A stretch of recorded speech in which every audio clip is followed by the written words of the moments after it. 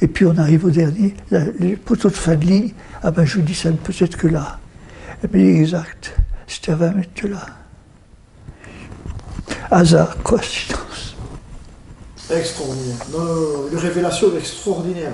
Vous faites une révélation, mais franchement, vos travaux, c'est un cadeau pour l'humanité que vous faites, docteur. J'espère que cette vidéo touchera des gens qui vont vouloir m'aider et vous aider aussi à vous, parce que c'est vraiment un cadeau extraordinaire que vous faites à l'humanité.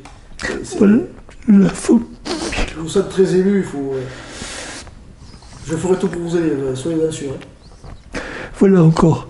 Ici, quand ils mettaient n'importe où, ils mettent des antennes n'importe où, ils ne savent pas l'effet. Ils les mettent parce que ça coûte moins cher sur un poteau. Sur l'antenne, le plus cher, c'est de bâtir le poteau assez solide pour qu'il la tienne. Et bien là, ils utilisent dans les châteaux. C'est de la folie.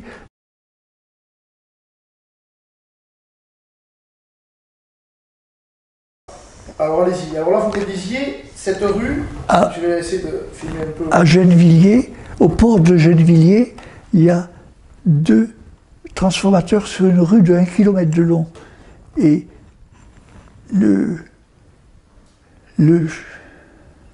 Oui, je le vois, allez-y. Comment ça s'appelle la canalisation de 40 cm qui alimentait les moulins de Paris, c'était perforé en flanc 40 cm d'eau dans les rues. Donc déjà, ça le signe. Il y avait un percement d'une canalisation d'eau, dont des courants vagabonds dans le sol. Donc des courants vagabonds dans le sol. Alors, parallèle à cette rue, il y a une ligne de 3500 qui passe en aérien. 350 000 volts 300 000 volts, oui. 300 000 volts, oui.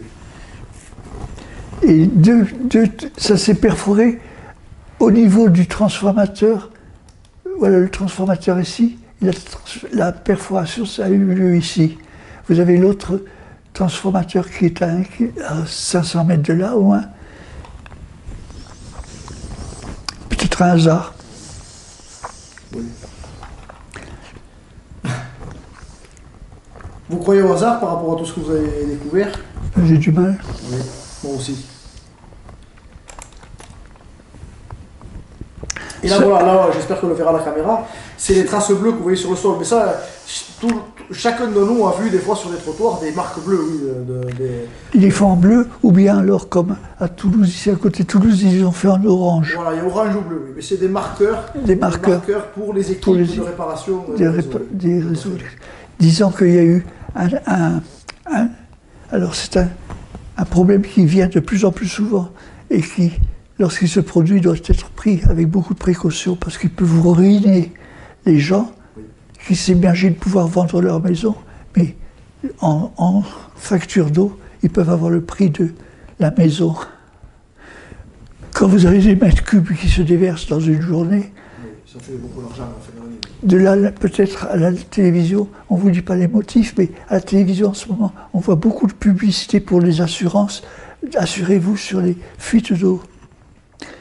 Moi, personnellement, je m'étais assuré sur les fuites d'eau à l'instigation de ma femme, dont la maman avait eu ça dans son pavillon. Elle avait eu une fuite d'eau, elle avait remarqué qu'il y avait une fuite d'eau. Et elle a eu à payer après. Ils se sont cotisés les 5 enfants pour pouvoir payer la facture. Et alors vous m'aviez dit que vous aviez fait justement des essais, des expériences qui marchaient. C'est justement quand on sait à peu près où est le transfo, sur les canalisations d'eau, il suffisait de mettre un fil enroulé autour de la canalisation d'eau et en direction, qui donne la direction du transfo, et dont le courant suivait bien évidemment la canalisation, mais suivez le fil et non ne percez plus le tuyau.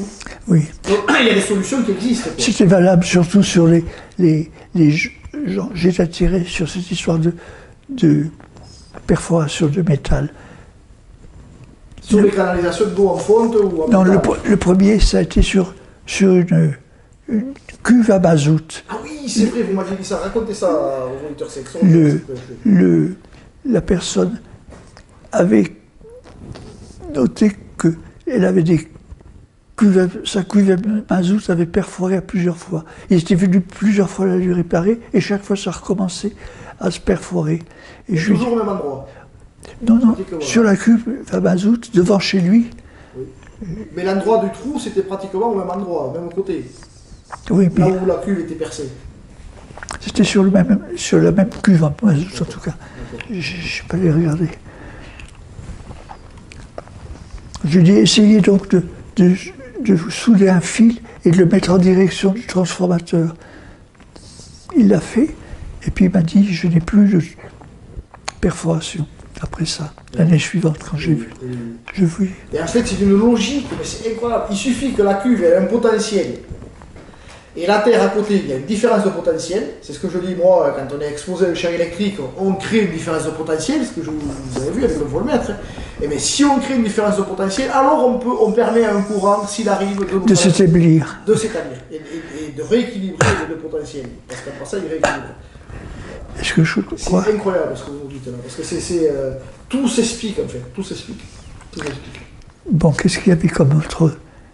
La cuve en acier, elle a un potentiel électrique et la Terre un autre. Et donc, il y a une différence, il y a un courant qui circule, qui peut circuler entre les deux. Qui pouvait circuler, il le virait de sa cuve en tout cas.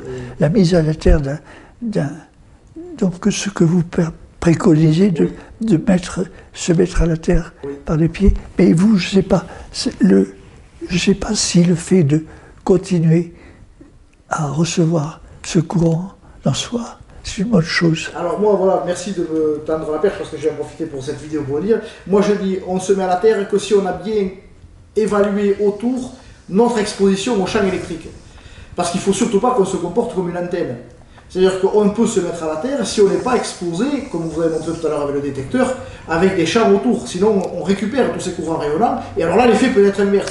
Faire comme le petit enfant sur son vélo tricycle. Voilà. Pas à ce niveau-là, mais en fait, on le sent de suite. Et puis surtout, faire confiance à son ressenti. Si on sent des fourmis dans les jambes ou des choses comme ça, c'est qu'on fait antenne. Donc on récupère ces courants rayonnants. Et ça, c'est très dangereux. C'est ce que je dis, la mise à la Terre, elle doit se faire de façon ponctuelle et raisonnée, et surtout, bien faire attention à son environnement. Vous comprenez, on ne se met pas à la Terre si à côté vous êtes à côté de Tchernobyl, quoi, ce que je dis. Avec des appareils qui émettent en permanence à côté de radiateurs électriques ou des lampes de chevet ou comme ça, on ne se met pas à la Terre. Non. Mais ça, je l'ai vraiment expliqué, il faut que j'y revienne dessus pour l'expliquer encore mieux. Alors, une mise à la Terre qui est vraiment extraordinaire, ça a été Toulouse ici. L'explosion d'AZF. AZF Toulouse. L'explosion de l'AZF, pour ceux qui ne s'en rappellent pas, ça a été peu après les attentats du 11 septembre 2009. En 2011. 2011, je crois. Non, 2001. 2001. 2001. Et on nous a fait passer ça aussi pour une attaque terroriste, avec, je ne sais pas si les gens se souviennent ici à Toulouse. Voilà, on a fait passer ça pour une attaque terroriste. Il y a un site excellent, c'est celui de Pierre Grésillot, sur AZF Toulouse, qui a dépeint ça en prouvant qu'il y avait eu 2 explosions et non pas une seule.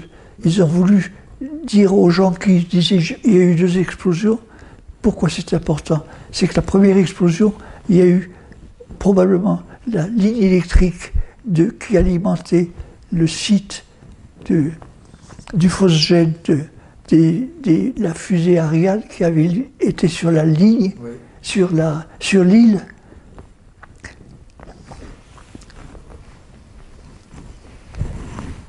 Qui est tombé. Qui est tombé, et puis qui a flanqué un courant électrique, un courant de retour dans le sol. On le voit sur une photo prise dans les 5 heures de l'explosion. Oui, on voit le sol brûlé sur plusieurs mètres, vous me l'avez montré. Ça, sur 400 mètres. C'est vraiment la trace qu'il y a eu un courant de retour qui a traversé le dépôt d'AZF qui explose. Sauf surtout, ce qui m'intéresse, moi, c'est l'espoir, c'est ce qu'il faut en tirer de positif. C'est que, à l'intérieur d'un hangar aux parois métalliques, ça n'a pas brûlé. Cette ligne s'interrompt sur 100 mètres à l'intérieur de ce hangar. Oui. Dès qu'il y a quelque chose de métallique, ça rompt. Ça modifie le passage du courant. Ça modifie le passage. Le métal a un rôle évident à faire pour la prévention C'est ce que vous me disiez avec des mises à des lits en métallique ou des choses que vous avez préconisées. Bon, il y a peut-être de la recherche à faire là-dessus, mais il s'est trouvé que vous m'aviez relaté le cas d'une personne ou d'un quartier où beaucoup de gens, dans la même famille, tous les gens étaient décédés de cancer, et cette personne qui dormait sur un lit métallique, elle n'a jamais eu aucun problème de sa vie, quoi. Alors que tout autour, les gens étaient malades. C'est ce que vous me disiez, non, la première fois, c'était dit. En l'occurrence, c'est une de mes sœurs qui est morte de tumeur cérébrale, qui a eu son. C'était la seule à ne pas coucher sur lit métallique dans la maison avec son mari. Et bien, son mari n'en a pas eu non plus. N'a pas eu de tumeur cérébrale. Et pourtant, il était dans le même lit qu'elle, évidemment.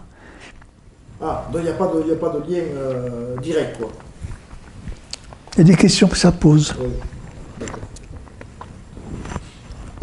Ça se passait à Angers. Elle avait 6 enfants quand même, 6 lits métalliques pour ses enfants, mais pour elle, elle n'en avait pas mis. Oui, oui. Ce qui est sûr, c'est que tout ce qui est métallique, ça modifie le passage des chaînes électriques. Ça, c'est sûr, ça. Les courants, ça c'est sûr.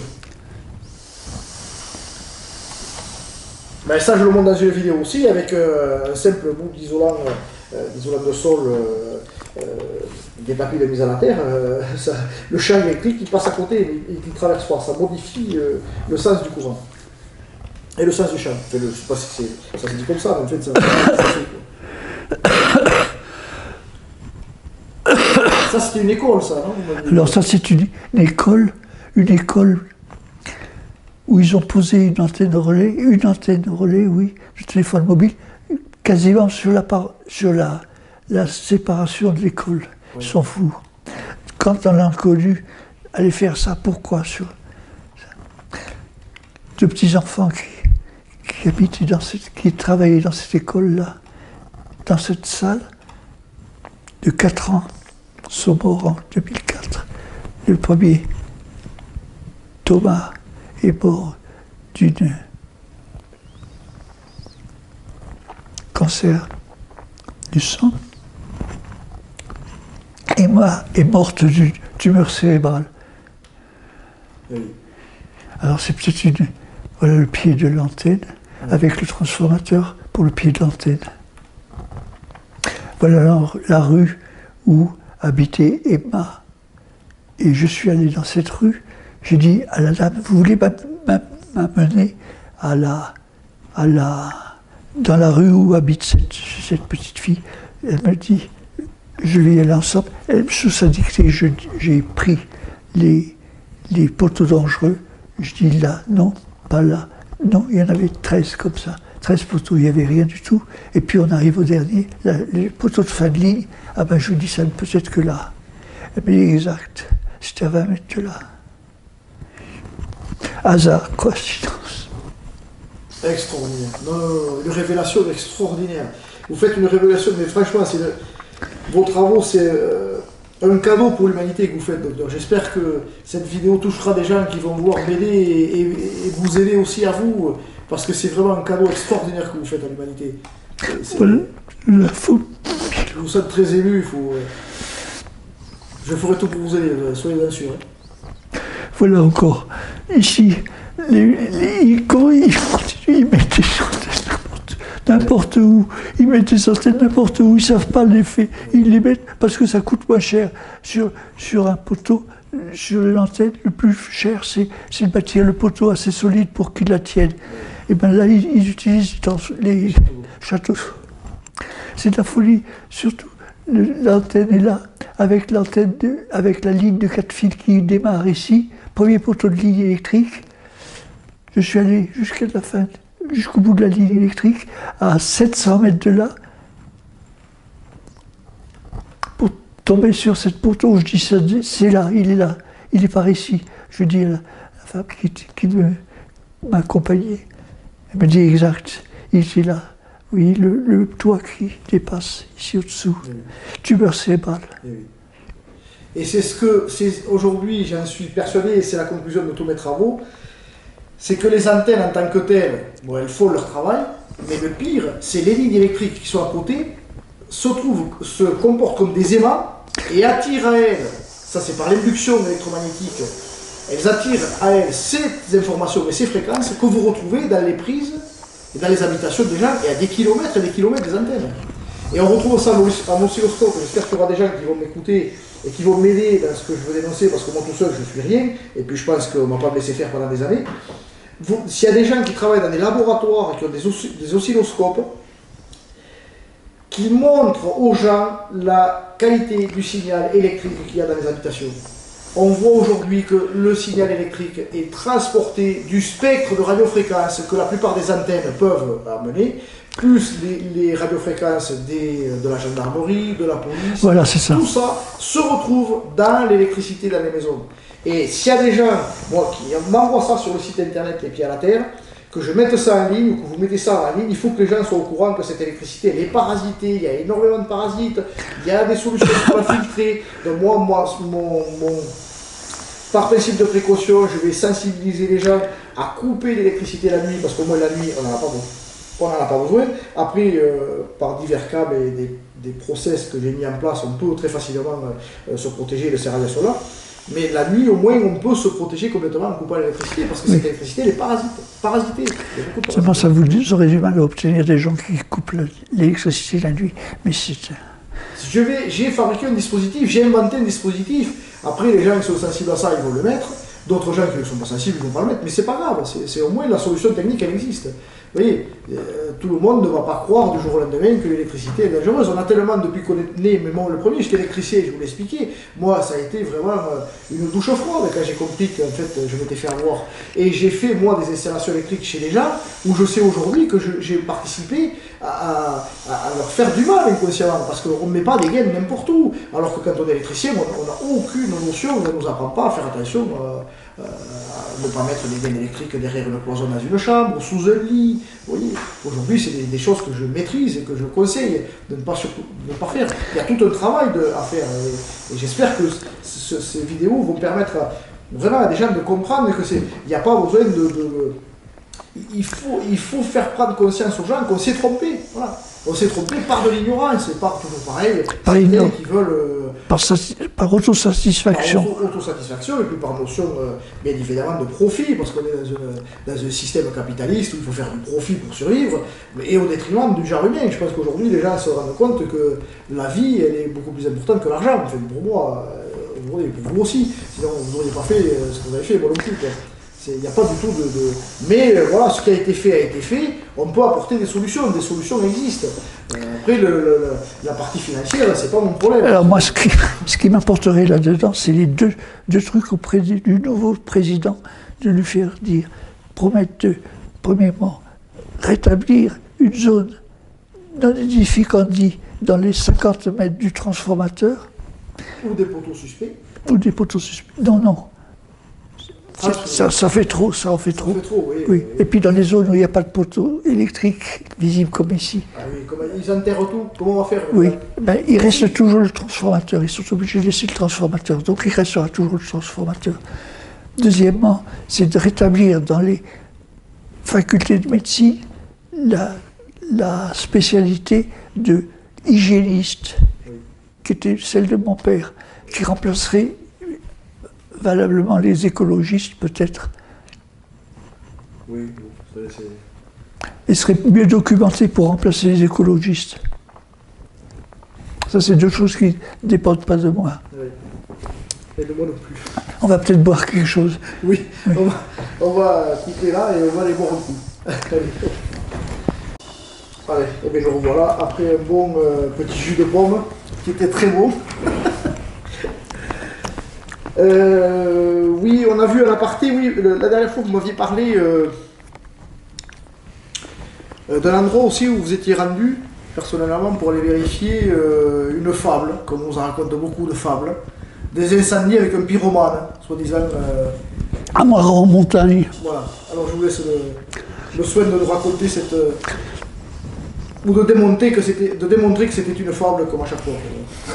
Ils ont raconté que c'était un pyromane qui avait flanqué le feu à 14 endroits différents en un mois.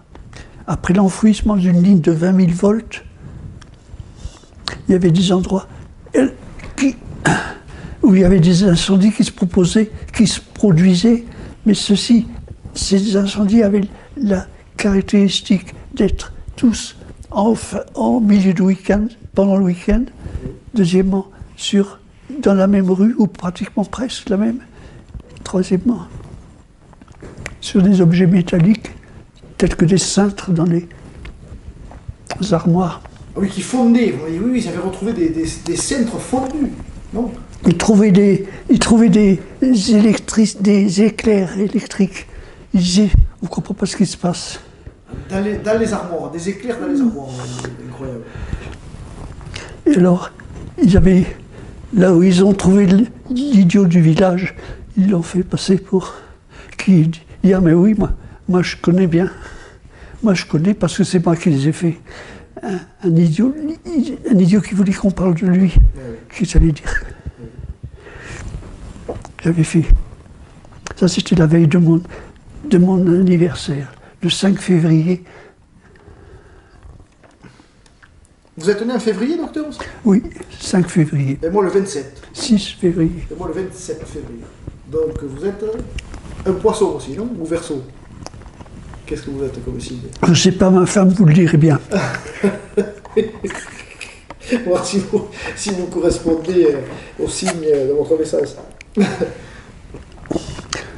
Comme ces gars-là, on a fait notre service militaire ensemble. Ces gars-là, c'est le type dont je vous montrais l'autre jour. Oui. Les photos, il est démarré dans la publicité en s'appuyant sur Paris Match, qui lui a payé le voyage du tour du monde. Jacques Ségala, Jacques Ségala. Voilà.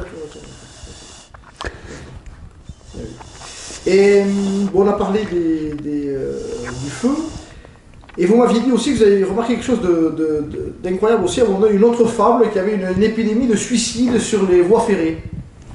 Oui. Et que vous avez démontré, en fait, que vous avez vu. Non, j'ai vu des choses qui me font penser que ça pourrait être aussi d'origine électromagnétique.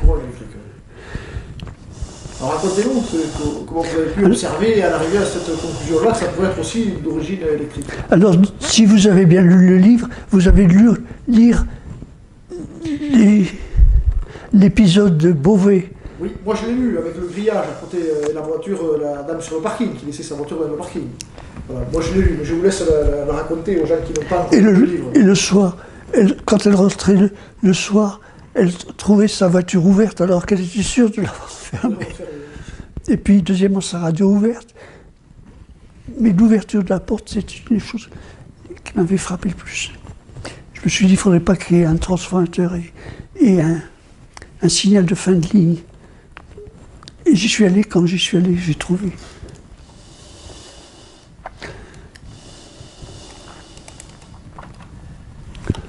Ah, mais attendez, là je vois, attendez, je vais essayer avec la caméra de zoomer un peu pour qu'on voit, c'est les haies de cyprès de l'Irlande. Oui. Je vais essayer de zoomer un peu, voir si les gens pourront le voir. Voilà, on les voit au fond là, effectivement. Avec le poteau de fin de ligne qui est là. Le poteau de fin de ligne et la haie à côté qui est cramée. Sur 20 mètres à peu près, 5-6 mètres de haut. Et puis juste en face, la maison de la petite gosse qui avait eu une cancer du sang. Cancer du sang? Oui. Mais pas ses frères et sœurs. Elle était dans la chambre de la maison la plus proche de cette ligne électrique. Et vous disiez aussi qu'il y avait, c'est quelque chose de fondamental qu'on va dire aux gens aussi, c'est le sens du lit par rapport au sens du courant. Voilà, ça c'est quelque chose que vous avez identifié. Quand on a le sens du lit qui se retrouve dans le sens du courant de vagabond dans le sol, là c'est mortel. Voilà. Et le fait de changer le lit, et donc il y a des gens qui vont prendre conscience de ce lit et peut-être aussi faire des liens, que bien souvent il y a des géobiologues ou autres qui disent vous êtes sur une faille, ou pour moi une faille c'est aussi un passage de courant, la faille a été créée par un passage de courant électrique, où il y a un lien de cause à effet. Et cette histoire de faille, c'est tout à fait magnétiseur, ça. C'est qui y croit. Et le paysan chez lequel j'étais allé m'avait dit qu'il réduisait les soubresauts de ses vaches. Oui. Après les orages, il m'a dit ça revient après les orages.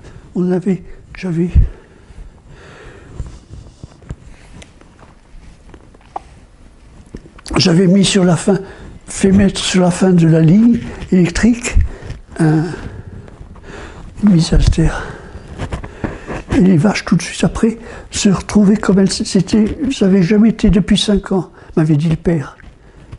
Tranquille, comme elles n'avaient jamais été depuis 5 ans. Vous aviez fait débrancher la terre du poteau. C'est pas brancher, c'est débrancher la terre du poteau. Débrancher le de fuite. Voilà, c'est ça. Donc vous avez débranché la terre du poteau de fin de ligne. À tel point que le paysan n'a pas voulu la rebrancher. Non mais c'est ça qu'il faut être important, ça veut dire qu'il y a un lien de cause à effet direct entre un rayonnement électrique et la mise à la terre. C'est-à-dire que le courant vagabond était jusqu'au dernier poteau et s'évacuait dans la terre par cette mise à la terre-là. Et donc il irradiait toutes les tables et tout ça. Et donc les vaches étaient très sensibles à ça. Et il a suffi de couper la terre du poteau EDF pour arrêter de perturber les animaux. Voilà. Ça c'est essentiel et je ferai une vidéo exprès sur les mises à la terre, parce qu'il y a beaucoup de confusion, des gens aussi, c'est la panacée, il y a des gens qui vendent des choses pour dormir la nuit à la terre, ce qu'il ne faut surtout pas faire si on n'a pas vraiment, et à la fois mesurer sa prise de terre, et surtout évaluer son environnement d'exposition, HF et basse fréquence, et moi je ne préconise pas de dormir à la terre, ça c'est clair. Parce que si vous avez des courants vagabonds dans les terres de l'immeuble comme ça peut être aussi très pathogène. Il y a des courants vagabonds dans les prises de terre. C'est jamais ça. C'est à part un oscilloscope qui permet de visualiser le courant. Donc vous me disiez, bon, on a parlé, oui, voilà, des voitures qui s'arrêtent sur les pour vous. À un moment donné, il y a eu ce lien qui a été fait, que vous avez fait, c'est des voitures qui s'arrêtent sur des voies ferrées, c'est peut-être pas anodin non plus, c'est pas la personne qui veut suicider, c'est un dérèglement de l'électronique de la voiture qui a fait qu'elle s'est arrêtée net. Ce qu'on appelle l'électronique embarquée. Voilà, l'électronique embarquée qui s'est arrêtée net, qui a eu un bug, et puis voilà. Et puis la personne en plus était bloquée à l'intérieur, parce qu'il y a un verrouillage automatique des portes, et dans la panique aussi, la personne n'a pas réussi. Donc je me demande si bloquer les portes quand on a des enfants à bord, c'est une bonne chose. Parce que le chauffeur de car qui s'est arrêté qu'on accuse de s'être arrêté sur la voie ferrée, il est probablement top. Oui, c'était ça, c'était où ça, vous m'aviez dit, c'était pas...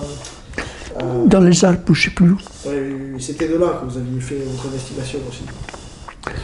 Soi-disant que le chauffeur de car s'est arrêté volontairement sur une ligne SNCF, alors que c'était pas du tout volontaire. Il s'est arrêté, il n'a pas pu repartir. Première chose, c'est un gars comme Beauvais.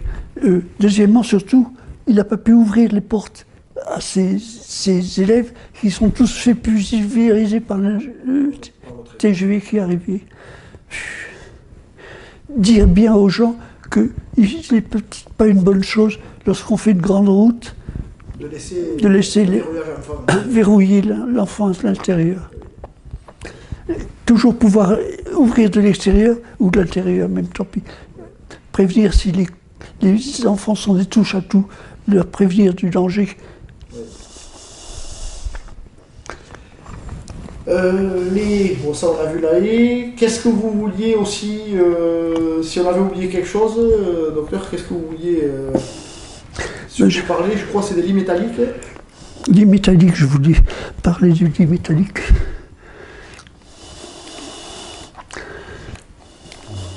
Ah oui, il y a une autre haie. Bon, là, il y a une autre haie aussi. On la verra peut-être plus ou moins à la caméra. Vous voyez, le point rouge, là, c'est la haie voilà, qui est cramée. Quoi. Un endroit de la haie qui est cramé et pas loin de Touya, voilà, sec près du transformateur, et le transformateur est pas loin, quoi, vraiment à 50 mètres. Quoi. Il y a le transformateur. Voilà. Même pas 50 mètres, 20 mètres peut-être. Et s'il y avait une clé bleue dans l'herbe? Et aussi une clé bleue, ça veut dire qu'à côté, il y avait des fuites d'eau. Ouais. Là aussi, des touillards. Ah oui, là on le voit en bas, la photo d'en bas, c'est l'espèce de V où on voit vraiment sous les fils, avec comme une concentration, si vous voulez, de ces champs électriques, parce que pour moi, ça, c'est des champs électriques rayonnants, qui viennent se concentrer sur la bouche d'incendie ici en bas. Une conductrice possible pour permettre l'évacuation du courant jusqu'au transformateur. Je pense qu'il doit revenir par là. Trouver ce chemin. Quoi.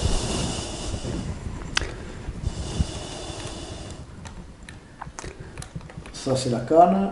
Je pense que le livre devait l'avoir plus haut, docteur. C'est un peu plus haut.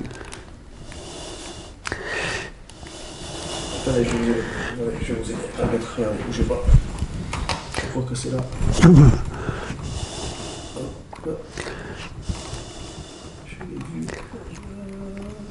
Voilà, c'est ici. Alors, je ne sais pas si vous voulez celui-là, les premiers, comme vous disiez, ou celui-là. Vous me dites, ou celui-là. C'est celui-là que vous voulez? Celui-là, oui. Allez. Ça, c'est le lit qu'il faut. Un lit de rêve, vous l'avez appelé. Oui. Racontez-moi. Alors, racontez-moi l'histoire de ce lit. Déjà, de la personne qui l'utilisait. Allez, je vous laisse. Alors, ils étaient deux pavillons que j'avais repérés comme étant dangereux, à risque. D'accord, un pavillon à risque, l'emplacement d'une maison à risque. Donc il y avait des poteaux de fin de ligne ou des choses comme ça, avec des transfos, des choses que vous avez repérées qui étaient assez dangereuses. Avec le poteau de début de ligne, surtout à cause de ça, je suis venu et j'ai trouvé les bleus. D'accord, les clés bleues. Les il y clés avait aussi bleues. des fuites d'eau. Non, pas des fuites, des arrêts, parce que ça peut boucher, ce que je vous ai dit hier. Ah oui, dans certaines canalisations, c'est l'inverse qui se passe. C'est les plantes viennent boucher ces canalisations-là. Les racines. Elles suivent, elles aussi, elles suivent. Les racines viennent boire la petite goutte d'eau et arriver à boucher. Et ça bouge la canalisation aussi. Donc deux clés bleues, non pas une clé bleue, mais deux clés bleues. Dans le même coin de rue. Alors j'étais en train de prendre mes petites photos, tout le monde ferme. Lorsque sorti, tout à coup un couple de la maison à côté. Il me dit, ben, qu'est-ce que vous foutez là? Là aussi, toujours vaguement inquiet. Je lui raconte ma petite salade. Il me dit, et je termine en lui disant, à moi naturellement que vous couchiez sur les métalliques, mais plus personne ne couche sur les métalliques. Je m'étonne de ce que vous n'ayez pas eu mal à la tête, pas eu démangeaisons, ou pas eu moins de vertige en habitant dans une maison pareille. Regardez, vous avez là, je montre les trucs. Et oui, parce que vous m'aviez aussi démontré la dernière fois que des maisons comme ça, que vous considérez comme dangereuses, il y avait des éruptions cutanées. Déjà, il y avait des éruptions cutanées. J'avais vu une photo, vous m'aviez montré une dame, mais peut-être qui habitait à côté, je crois, non? C'était à cet endroit-là, non? Oui. Voilà.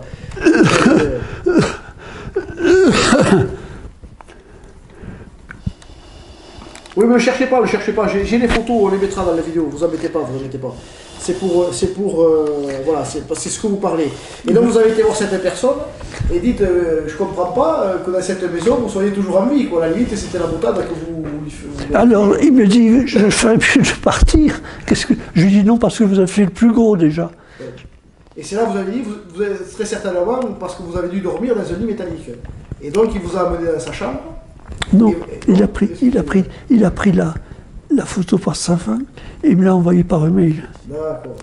Et donc c'est cette photo-là que vous nous montrez de ce lit-là. Et en fait... Pourquoi est-il de rêve ce lit? Parce que il est à la fois bimétallique, il est en cuivre ici sur la partie verticale, oui. Et le sommier est certainement ferrique, l'un ayant une influence sur le champ électrique et l'autre ayant une influence sur le champ magnétique. Peut-être. Les lances aux quatre coins du lit, ça c'est une bonne chose. Ça attire les champs électromagnétiques qui vont passer dans la literie ici. Oui. Et puis... Et donc ça l'a protégé. Ça a protégé cette personne. Et c'est ce que vous avez constaté. Puisque tout autour, les gens étaient malades et pas lui. Voilà. Est-ce que c'est ça? Oui. Est-ce que c'est qu'une fois que vous avez vu ça? Ou plusieurs fois avec C'est la seule fois, parce que je ne vais jamais faire du ramdam chez les gens, oui, pour ne pas les effrayer. Est-ce que vous auriez, pour conclure, parce que je vous vois fatigué aussi, ça fait un petit moment qu'on discute tous les deux, est-ce que vous auriez vraiment quelque chose pour conclure à donner, à livrer à l'humanité, déjà par rapport à votre travail qui est un travail extraordinaire, mais est-ce que vous auriez quelque chose à rajouter ou quelque chose qu'on n'aurait pas pensé à dire ou que vous aimeriez dire? En face d'une observation comme ça, les réactions que l'on trouve, c'est tu nous fais peur, arrête. C'est ce que m'a dit ma sœur. Le jour où je lui ai dit, l'EDF a transposé un transformateur à 29 mètres de ta chambre, il faudrait que tu fasses attention parce que leur envoyer une lettre recommandée pour dire que tu n'acceptes pas ce voisinage. Elle m'a dit, arrête, tu nous fais peur, tu nous fous les ch'touilles.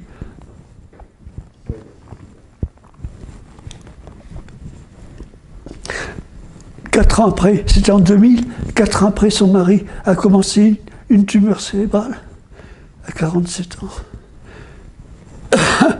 Alors, dans la maison à côté, il y avait une voisine qui a été opérée d'un cancer la même année, d'un cancer du poumon. On a dit, elle fumait. C'est pas vrai, elle fumait pas. Elle a commencé, la même année, elle a commencé un cancer du poumon.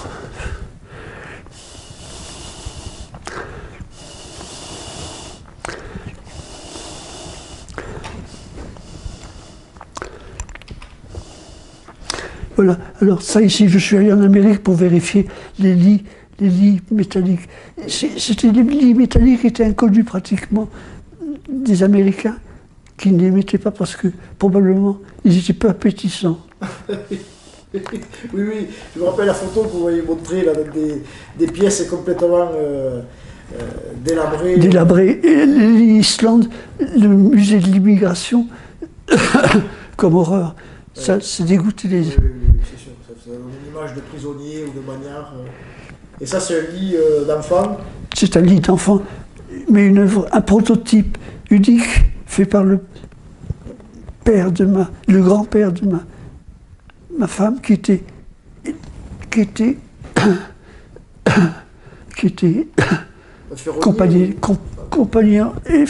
compagnon d'Eiffel, Ah, oui. qui avait fait ça comme maître d'ouvrage. Regardez ça, c'est beau. Magnifique. Il tourne tout à la main. Oui. Et puis là-dessus, et puis tout c'est pour établir les parallélismes entre les... Pour conclure, moi je vais vous remercier, docteur, vraiment du fond du cœur. Je suis très très heureux d'avoir pu vous interviewer mais aujourd'hui. Vous me faites un grand honneur d'avoir accepté ça. Je vais faire tout ce qu'il faut pour faire connaître votre travail. Je pense que c'est quelque chose qui doit être connu de maximum de personnes, des petites fourmis. Comme nous, c'est à nous, aux gens, aux utilisateurs, à dire eh écoutez, il y a des faits aujourd'hui qui sont démontrés. Il faut vraiment prendre conscience et porter ça. Pas dire que c'est impossible sans en avoir fait la preuve que c'est impossible. C'est ça. Et merci du fond du cœur. Je vous vois très très ému par votre travail et je vais essayer de faire mon possible pour transmettre votre savoir qui est pour moi d'une importance majeure. Voilà. Chaque personne devrait avoir ça chez lui, quoi. Après, les gens qui pourront m'aider sont les bienvenus. Si vous n'avez pas de site internet, vous n'avez pas de... Vous êtes aujourd'hui sans plus aucune activité. Oui, je dis aux gens qui écoutent, c'est peut-être un truc à l'origine de mon AVC. Il y a 7 ans, je soupçonne les champs électromagnétiques d'être dans le coup. Je le dis maintenant à la fin de cette interview. Voilà, vous avez eu un AVC il y a quelques années et vous me faites quand même l'amabilité de parler de votre œuvre. Je le répète et je me répète, c'est sûr que je vais faire des nouveaux, mais c'est une œuvre majeure et capitale. Chaque maman doit prendre conscience de ça. Je pense qu'aujourd'hui, c'est les mères qui vont m'aider et qui vont aider l'humanité à changer, mais il faut qu'elles prennent conscience de l'environnement dans lequel leurs enfants vivent et il faut qu'elles prennent conscience de ça. Et puis surtout arrêter de croire les gens qui soi-disant veillent sur nous. Non, il n'y a personne qui veille sur nous, chacun doit se prendre en main. L'association est là pour répondre à toutes les questions que vous avez par rapport au docteur Albaré et à son étude. Je vous invite encore, je vais remontrer le livre ici à la caméra. Voilà, c'est Halte aux effets électromagnétiques, comprendre et éviter leurs impacts sur notre santé. Il y a une scientifique que je tiens à remercier encore ici, c'est Annie Ginibre qui m'a offert ce livre que le docteur m'a gentiment dédicacé. Voilà, je ne sais pas où vous autres dédicaces, ça c'est pas le mien, alors c'est votre montre, on va voir le mien, c'est celui-là. Lequel c'est qui m'a dédicacé. je sais plus où il est. C'est pas celui-là non plus. Je vais le montrer avant, c'est pas grave.